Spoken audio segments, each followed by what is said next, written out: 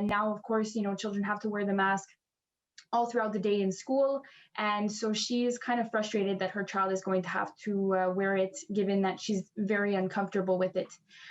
So I want to ask you, what do you think about children having to wear the mask all throughout the day in schools?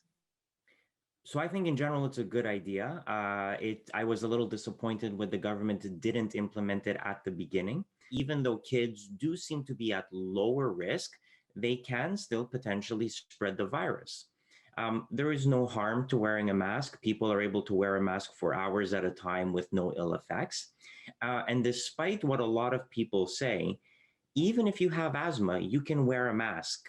Asthma does not prevent oxygen from getting into your lungs. It doesn't make you retain carbon dioxide.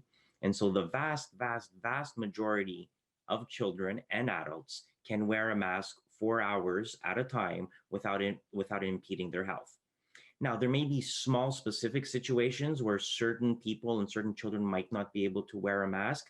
Very young children would probably not tolerate it well. So when you're talking about infants, that's obviously not going to be feasible. But once you're talking about school-age children, again, if you talk to your kids and explain to them why you're doing what you're doing, I think the vast majority of them will be fine. And so the idea that there would be a medical exemption to wear a mask isn't really supported by the scientific evidence because in the medical field, both patients and doctors wear masks in numerous situations, and there are absolutely no ill effects whatsoever. And if you think about, of course, like I told you, she suffers from asthma. What would be the consequences of her not wearing the mask in school? Well, the consequence of not wearing a mask is that it's going to make it more likely for you to get sick or more likely for you to spread COVID to others if you got infected. And of course, people who have pre-existing respiratory conditions tend to have rougher courses of COVID. But the point of wearing masks is to limit transmission. And especially now that we're coming off of March break, schools are starting up again with the concerns about the new variants.